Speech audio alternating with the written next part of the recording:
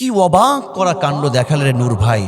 আসলে মানুষ যে ক্ষমতা পেলে অন্ধ হয়ে যায়, ক্ষমতার চেয়ারে মানুষ যে অমানুষ হয়ে যায়, সেটা আবারও প্রমাণ করলো গণ অধিকার পরিষদের নেতা। আমি নূরের কথা বলছি, নূর ভাই এবং রাশেদ খান।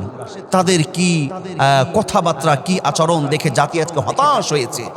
বর্তমান মাননীয় প্রধানমন্ত্রীকে সে কি তেল মারা কথাই না বলছেন। নিঃসন্দেহে আপনি যেগুলো বলছেন আমরা ধরে নিলাম নিঃসন্দেহে সে হলো সত্য কথা বলছেন। মাননীয় তারেক রহমান সাহেবকে আপনি প্রশংসায় ভাসাচ্ছেন, বলছেন হ্যাঁ দেশ গড়ার কারিগর রূপকার, সব ঠিক আছে। কিন্তু আপনার এই কথাগুলো যথার্থ মূল্যায়ন তখনই হতো আপনি স্বৈরাচার ফ্যাসিস্ট আমলেও অনেক কথা বলেছিলেন, কিন্তু এখন আলেম ওলামার বিরুদ্ধে কথা বলছেন, উল্টাপাল্টা কথা বলছেন। আপনি চেয়ারের গরমে যেন নিজে ঠিক থাকতে পারছেন না। কিছুদিন পূর্বে স্বৈরাচার ফ্যাসিস্ট আমলে আমরা দেখেছিলাম মাননীয় প্রধানমন্ত্রী শেখ হাসিনার একটি কনফারেন্সে উপস্থিত থেকে সেইখানে এই ভিপি নূর নিজে বলেছে আমি শুধু ছাত্রলীগ ছিলাম না, আমি একটা বড় নেতাও ছিলাম। শুধু তাই নয়, সে প্রধানমন্ত্রী মাননীয় প্রধানমন্ত্রী শেখ হাসিনাকে খুশি করার জন্য এই কথাও বলেছে যে আমার মা অনেক আগেই মারা গেছে, তা আমি মাননীয় প্রধানমন্ত্রীকে সরাসরি সচক্ষে দেখে আমি মায়ের কথা স্মরণ করছিলাম, গভীরভাবে ফিল করছিলাম। কি তেল মারা কথা। আমরা যদি মনে করি যে আপনি এখনো তারেক রহমান সাহেবকে আপনি ধোঁকা দিচ্ছেন, আপনি এখনো ধোঁকা দিচ্ছেন, কে জানে এই ক্ষমতার রদ বদল ঘটলে আপনার কথা আবারও পরিবর্তন ঘটবে না, ঘটতেই পারে। এই জন্য রাসূলুল্লাহ সাল্লাল্লাহু আলাইহি ওয়াসাল্লাম মুনাফিকদের তিনটা আলামতের কথা বলেছেন। আয়াতুল মুনাফিকিন সালাসা, ইযা হাদ্দাসা কাযাবা ওয়া ইযা ওয়া'আদা আখলাফা ওয়া ইযা আতুমিনা খানা। মুনাফিক যখন কথা বলে, মুনাফিক কথায় কথায় মিথ্যা বলে। মুনাফিক যখন অঙ্গীকারবদ্ধ হয়, অঙ্গীকার ভঙ্গ করে। মুনাফিক আমানতের খেয়ানত করে। এই জন্যই আল্লাহ সুবহানাহু ওয়া তাআলা এই মুনাফিক থেকে দূরে থাকার কথা আজ থেকে 1400 বছর আগে তার হাবিব রাসূলুল্লাহ সাল্লাল্লাহু আলাইহি ওয়াসাল্লামকে তিনি সূরাতুন নিসার 63 নম্বর আয়াতে এই কথা বলেছেন, ফাআরিদ আনহুম ওয়াইযহুম ওয়া কুল লাহুম ফি আনফুসিহিম কওলান বালিগা। আল্লাহ বলেন, তার হাবিবকে বলেন, অতএব তুমি তাদের থেকে মুখ ফিরিয়ে নাও, তাদের থেকে দূরে থাকো, তাদের থেকে মুখ ফিরিয়ে নাও, তাদের উপদেশ দাও এবং তাদের অন্তরের প্রভাব ফেলে এই রকম কথা তাদেরকে বলো। আল্লাহর নবীকে সতর্ক করেছেন, দূরে সরে যেতে বলেছেন। আমি মাননীয় প্রধানমন্ত্রীকে বলবো আপনার ডানে বামে আশেপাশে যারা আছে আপনি ভালোভাবে বিচক্ষণতার সাথে একটু যাচাই বাছাই করবেন। এখন এতগুলো কথা বলছে সব ঠিক আছে, কিন্তু কিছুদিন পূর্বে আবারও যদি ক্ষমতার রদবদল ঘটে, এই ভিপি নূর, এই এমপি মন্ত্রী এই নূর, এই রাশেদ খান, তাদের কথার যে আবারও পরিবর্তন ঘটবে না, এটা কে বলবে? এটা নিশ্চয়তা কে দেবে? তার কারণ এই ভিপি নূরকে নিয়ে আমরা অনেক স্বপ্ন দেখেছিলাম। শহীদ ওসমান হাদি ভাই যেমন ভাবে বুক দেশের জন্য বুকের তাজা রক্ত ঢেলে দিয়ে জীবনটাকে উৎসর্গ করে দিয়েছিলেন দেশের মানুষের জন্য, আমরাও একটা সময় এই ভিপি নূরকে নিয়েও স্বপ্ন দেখেছিলাম যে সে বোধহয় জাতির হাল ধরবে, জাতির জন্য, এই মানুষের জন্য কাজ করবে। হায়রে হায়, এই ভিপি নূরকে 2023 সালে যখন ফ্যাসিস্ট স্বৈরাচারের পেটুয়া বাহিনী, গুন্ডা বাহিনী, ডিবি যখন গভীর রাত্রিতে ভিপি নূরের বাড়িতে হামলা করে, তখন আমরা ব্যথিত হয়েছিলাম। তাকে হেফাজতের জন্য, তার মুক্তির জন্য আমরা দোয়া করেছিলাম। যে যার মতো এই ভিপি নূরের পক্ষ নিয়ে ফেসবুকে স্ট্যাটাস দিয়েছিল, তার পক্ষে কথা বলেছিল। কিন্তু জাতিকে আজকে এই ভিপি নূর, এই এমপি মন্ত্রী এই নূর কিন্তু জাতিকে হতাশ করেছে, হতাশ করেছে। সে আজকে নিজের চেয়ারটাকে ঠিক রাখার জন্য তিনি সব সময় দেখবেন যে একটু তেল মারা কথা বেশি বলে। খুবই এটা আমাদেরকে ব্যথিত করেছে। কথায় কথায় দেখবেন যারা বলে যে আমি ইমানদার, আমি মুসলমান, আমি এই আমি এই আমি সেই, যাদের কথা কাজে মিল না, অতিরিক্ত বলে, এরা হলো মুনাফিক।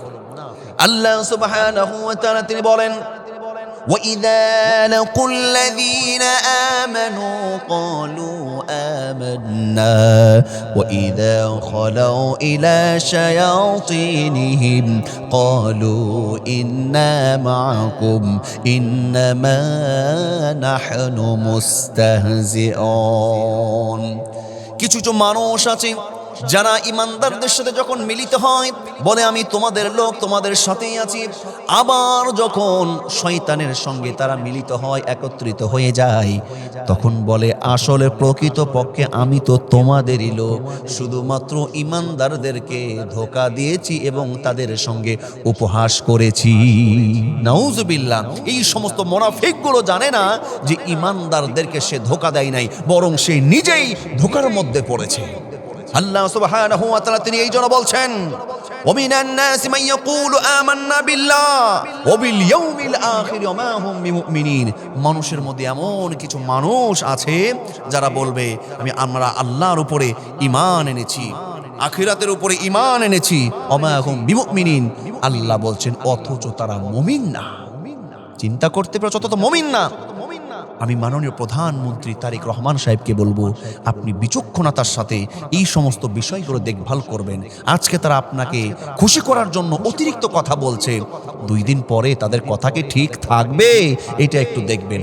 তার কারণ এই রকম দুমুখা সাপ মুনাফিক মার্কা নেতারা যদি জাতির কর্ণধার হয়, এই সমস্ত মুনাফিক মার্কাগুলো নেতাগুলো যদি রাষ্ট্র পরিচালনা করার দায়িত্ব থাকে, এই রাষ্ট্র ভয়াবহ কয়েকটি ক্ষতির মধ্যে পড়বে। যার এক নম্বর হলো রাষ্ট্র দুর্নীতি ও বিপর্যয় সৃষ্টি করবে।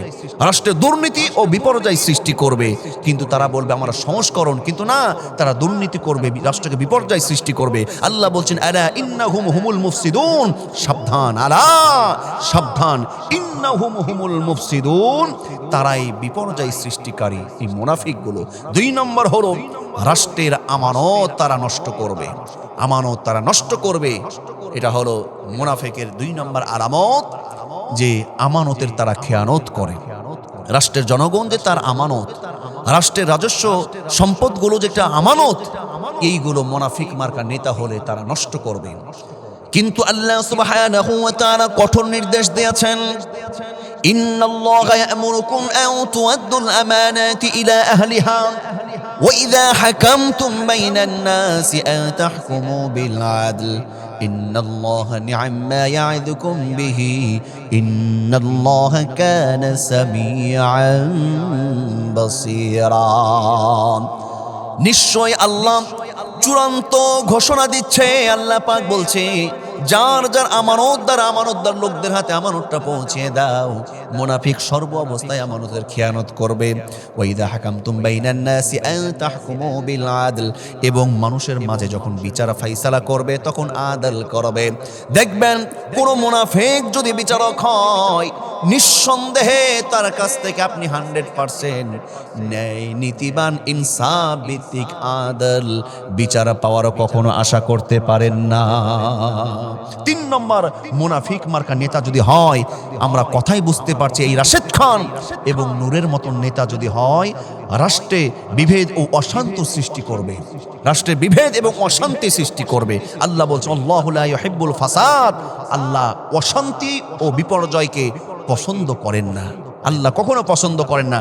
4 নম্বর হলো জনগণের সঙ্গে তারা প্রতারণা করবে। ইন্নাল মুনাফিকিনা হুমুল ফাসিকুন, নিশ্চয়ই মুনাফিকরাই অবাধ্য, মুনাফিকরাই অবাধ্য। মুনাফিক জনগণকে ধোঁকা দেবে, মিথ্যাচার করবে, অবাধ্যতায় তারা পরিণত করবে। সবচাইতে বড় 5 নম্বর, যে রাষ্ট্রকে ঝুঁকির মধ্যে ফেলবে, এই রাষ্ট্রের দায়িত্ব যারা থাকবে, এর মধ্যে মুনাফিক যারা থাকবে, এদের কারণে এই রাষ্ট্রকে আল্লাহর সামনে ভয়াবহ জবাবদিহিতার সম্মুখীন হতে হবে।